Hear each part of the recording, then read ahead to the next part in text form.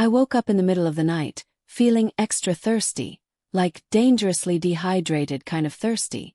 As I tried to fall back asleep, I glanced at the clock. 3 a.m.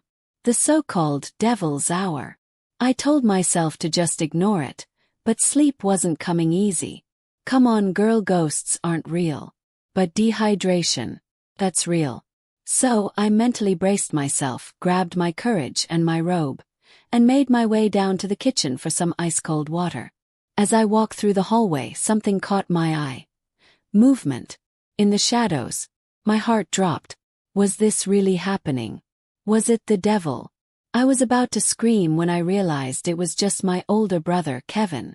But he looked suspicious. I mean, not suspicious like he was doing anything illegal, just off. I quietly followed him as he made his way into the basement. That's when I saw it. A door I had never seen before. He reached for the handle, clearly trying to stay unnoticed. Before he could step inside though, he turned around and locked eyes with me. "Don't you ever tell anyone about this," he said, voice low. "Especially Dad. No matter what happens." "What's inside that room?" I asked, completely confused. He just patted my head, smirked, and said one word. "The devil himself." Then he disappeared behind the door, locking it from the inside. I stood there, frozen, shaking, not sure whether I was more terrified or curious. "Hi, my name is Kendra. And this is the story of how my mysterious older brother changed my life forever." Needless to say, I didn't sleep much after that. The next morning, the first thing I did was go straight to the basement to check that strange door. But of course it was padlocked shut like Fort Knox. There was no way in unless you had the key, which obviously Kevin did. What was he hiding in there? It was driving me insane with curiosity. Later that day, I finally cornered him during dinner. "You sure you weren't dreaming? Because that night was weird, but maybe you imagined it." He gave me a half smile like he knew something I didn't and shrugged it off. Our conversation was cut short when Dad joined us at the table. "Son, it's time for you to take over the company. We'll be holding a gala next weekend to introduce you to everyone. They're all excited to meet you." "But Dad..." "No buts. You're graduating in a few months, so prepare yourself. I don't want any problems." "Understood." Of course. Kevin couldn't exactly say no. He was always Dad's favorite, the golden boy. Perfect son. Meanwhile, I was just there. If Mom were still alive, things might have been different. That night, as I was getting ready for bed, I almost screamed when I saw Kevin leaning against my bedroom door. Can I help you?" He looked at me and asked out of nowhere, "What makes you feel alive, Kendra?" "Huh. What's with you tonight? Why are you being so weird?" "The less you know, the better," he said simply. Then added, "Good night, Peanut." Peanut. Where did that come from? It was the weirdest, longest interaction we'd ever had. Kevin was only a year older than me, but we'd never been close growing up. Most of his time was spent either in his room reading, playing piano, or deep in chess matches with Dad. At school, he was always surrounded by his best friend Cedric and their fan club of adoring girls. We didn't even see each other much on campus. The next morning, I woke up to screams echoing from the library. I rushed downstairs and found out one of our maids had discovered a letter under Kevin's pillow. I read it and froze. Kevin had left. No explanation, no return date. Just a note that said, "Do not wait for me." Dad was furious. "I would expect something like this from you, but not my son. Kevin is a responsible young man." "Well, apparently the note says otherwise," I replied. The gala was just days away, and Dad needed Kevin there. No matter what. We searched everywhere. No one had seen him. Not even the police could track him down. He had truly vanished. A few nights later, Dad came up to me and stared at my face like he was studying me. "You would do. You'll be him." "Be who?" "Kevin. In case your brother is still on this stupid little adventure," he said. "On the night of the gala, you will pretend to be him." "But Dad, I don't think I can." "Kendra, you're a capable young lady. Course you can. You'll be saving our company from embarrassment." I had never heard Dad talk to me like that before. Felt good. So I agreed, telling myself it would only be for one night. All I had to do was wear a wig, dress like Kevin, smile politely, and avoid too much conversation. Simple enough. When the big day finally arrived, I was a nervous wreck. There were important people everywhere, and Dad kept reminding me not to mess up. Luckily, the party went smoothly, and I thought my mission was done. But then Dad came up to me again. "You did well. Now I just need to make sure your brother doesn't fail his classes. You'll have to attend school as him." "What? But what about me, my grades?" "I'll call the school and tell them I sent you abroad for an emergency. Anything you fail, you can take in summer school." "But it's already decided. And remember, no one must ever find out about this." But Kevin and I were nothing alike. After thinking it through, I realized I had no choice. This was my chance to prove myself, to impress Dad. So I dove headfirst into learning everything about my brother to pull off the act convincingly. I checked his room, hoping to find clues, but didn't uncover anything useful. That's when I realized I needed help, from the person closest to him, Cedric. The problem: every time I saw him I felt like I might faint. He looked like a demigod, and I had always avoided him. But now I had no choice. I knew where to find him: at school in the music room. Peeking through the door, I saw him playing the violin. Mesmerizing didn't even begin to describe it. He suddenly stopped and smiled directly at me. "Just avoid his eyes," I reminded myself. "Did it tickle your soul?" he asked playfully. "Sorry, I'm not into music," I said, stepping back. He started walking toward me. "How about this? Did it tickle your soul?" I froze, unable to speak. This was literally the first time we'd ever spoken. "First of all," I snapped, slapping his hand away, "I'm not food. And second, I'm not here to talk about souls or music. It's about my brother." His expression shifted. "I already talked to your dad about it. Kevin ran away. He didn't want us to find him. There's nothing we can do." "I know," I said. "But I need your help with something else." I explained the situation, and he burst into laughter. "That's ridiculous. You two look similar, yeah, but you're way too cute and girly to pass as a guy." Wait, he thought I was cute. I quickly excused myself to the bathroom, trying to calm down. When I came back, he was gone. It took me a full day to find him again, this time playing the violin in the school garden. "So," I said, "are you gonna help me with this, or are you just gonna play your violin all day?" "I only help people who can look me in the eye." Why did he have to be like this? I gathered every ounce of courage I had and finally met his gaze. Somehow, I managed to hold it together until I smiled. "You have the same eyes as your brother," he said softly. "They're really pretty." So he liked my brother's eyes. That was fruity. "Whatever," I muttered. "Now, where do we start?" "For starters, my appearance." He brought me to the mall to get my hair cut short, something I had dreamed of keeping forever. Saying goodbye to my long locks took hours, but eventually I let it go. We picked out clothes similar to Kevin's style, and when I stepped out wearing a leather jacket, Cedric zipped it up for me. Standing that close, I could barely breathe. "Looks perfect," he said. Then came the lessons. How to walk like Kevin, stand like him, gesture like him. "I told you to walk faster," Cedric corrected. "Not like a gangster. Stick out your chest more. Think of yourself as the hunkiest man alive." He held my hips to guide me, and honestly, I felt like I might explode from the sparks flying between us. Around us, girls were whispering and giggling. "They're so cute. I'd take either of them. They look so in love. Love wins." Great. Now we were a gay couple in everyone's eyes. Cedric also taught me about Kevin's interests, some of which surprised me. Turns out my brother was a huge SpongeBob fan. Like huge. He once joked about diving into the ocean to find Bikini Bottom. But one revelation really hit me hard. "He adores you," Cedric said. "He thought you didn't like him, so he gave you space." "What? That's not true." He was protective of you. Even told me not to talk to you because he thought I was trouble. Oh yes, I teased. You're definitely trouble for my heart. That weekend we practiced non-stop until I looked convincing enough. By Monday, I was officially Kevin at school.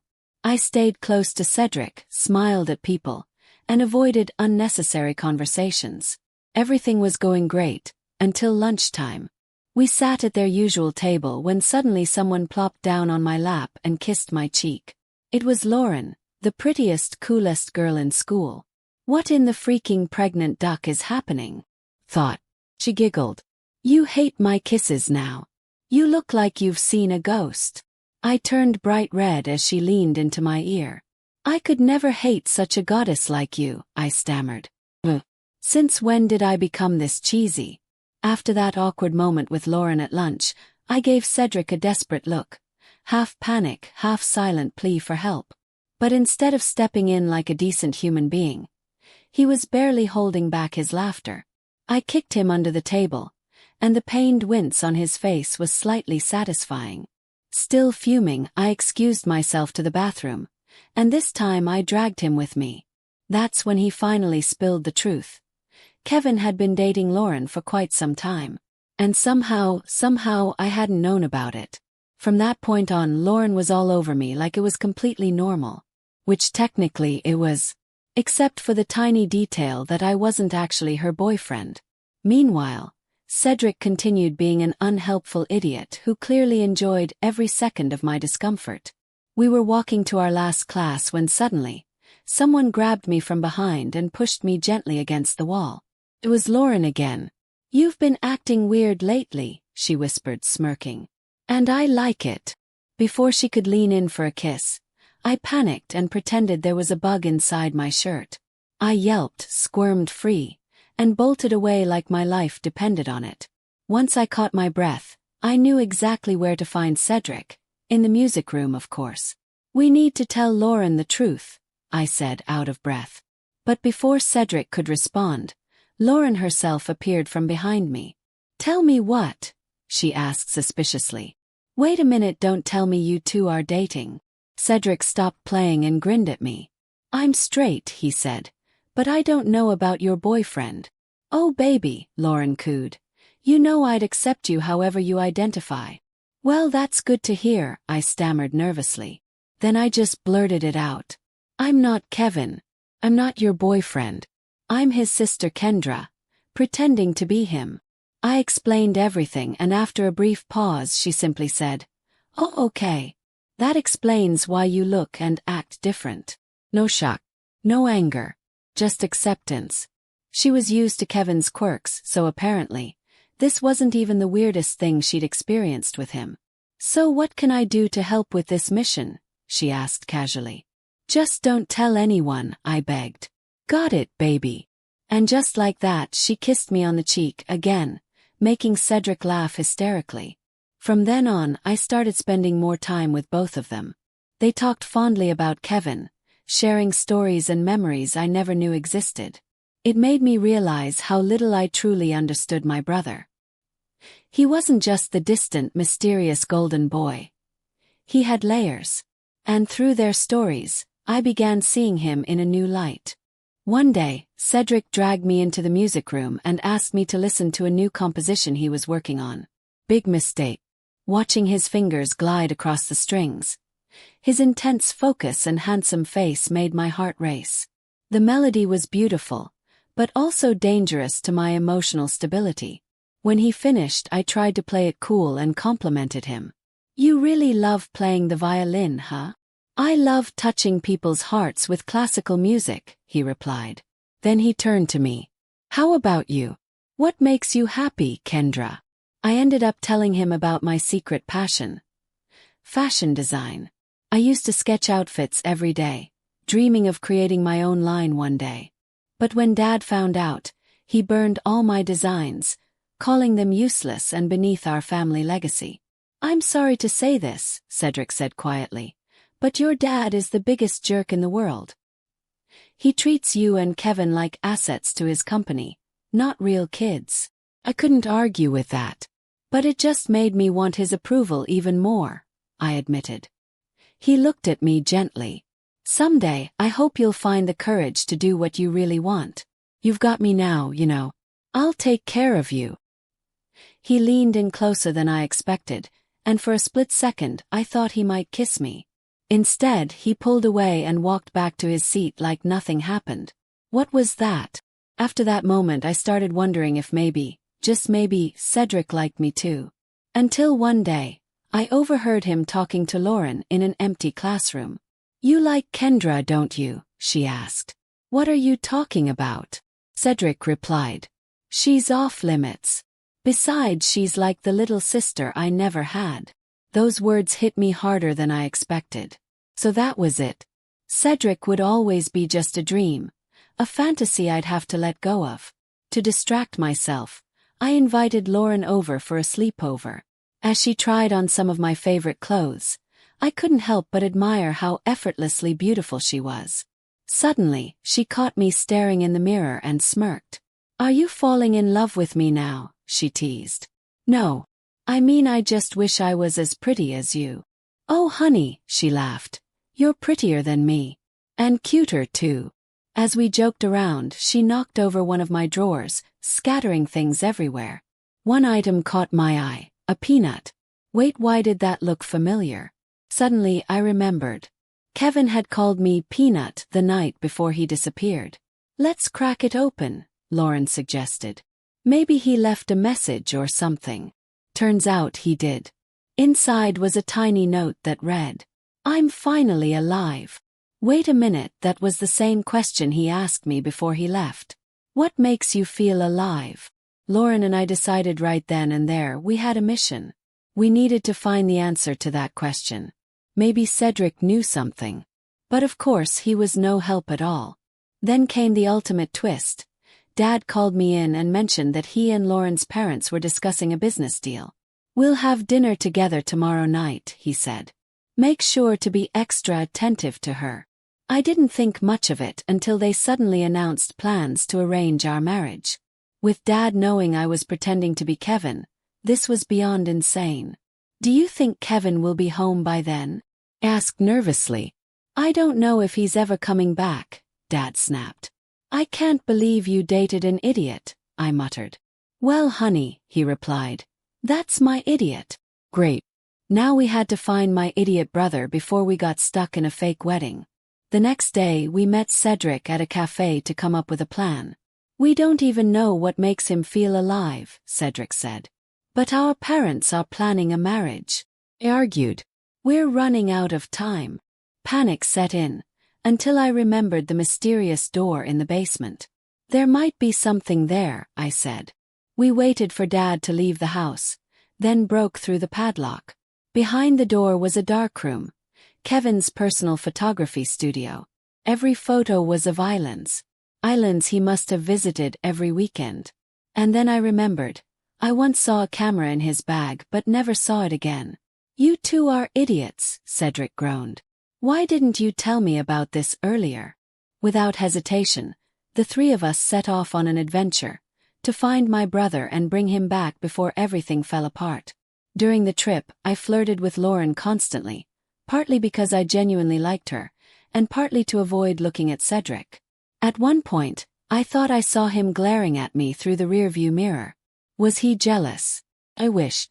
For 2 days, we searched 7 islands without luck. Just when we were about to give up, we spotted someone lying in a hammock.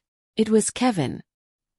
He looked shocked to see us, especially when Cedric stepped forward. "You knew," shouted. "You knew where he was and you kept it a secret while I was going crazy trying to find him?" Kendra was furious too. "Babe, I can explain," Kevin started. "Shut it. You're not my favorite person right now." Kendra stormed off and Kevin followed. I stood back, watching the two of them walk away, lost in my thoughts. Eventually, Kevin returned alone and sat beside me. "I'm sorry, Peanut," he said softly. "I didn't mean for you to get tangled up in my mess." He explained that he felt trapped. Dad's expectations, the pressure to take over the company, the sudden timeline, it all overwhelmed him. I thought I'd have more time, he said. To explore, to take photos, to enjoy life through my lens. But suddenly, I didn't even have a year left. So I panicked and ran away. I'm such a coward. I didn't hesitate. No, I said firmly. That's the bravest thing I've ever seen you do. All our lives, I've only seen you obey Dad without question. But this is you choosing yourself. I'm proud of you. In the end, I convinced him to come home, but he convinced me to stay. 'Cause I realized something too. Dad wasn't worth it. So I agreed. Lauren was amazing and she deserved better than silence. I know, Kevin said. Peanut, I've got a lot of making up to do. Good luck, Walnut. Later that day he spent time with Lauren and Cedric while I sat alone, doodling cute dress sketches in the sand. Kevin eventually came back to me. Are you mad at Cedric? He asked. He promised not to tell anyone, I said. Keeping that from you must have been hard for him. I understand, he nodded. But you like him, don't you? What? No. Don't worry, he interrupted with a grin. You two can kiss or whatever. Not long after that, Cedric approached me, smiling like he had something important to say. Can we talk? He asked. I couldn't look him in the eyes. Not again. About us. He took a deep breath. I've always fancied you. More than violins. I melted at his confession. I told him about how I used to avoid him because of how I felt. How just looking at him made my heart race. And then finally he kissed me. On the lips. And thank God I didn't pass out. So, he whispered. Did it tickle your soul this time? Yes, I smiled. Finally.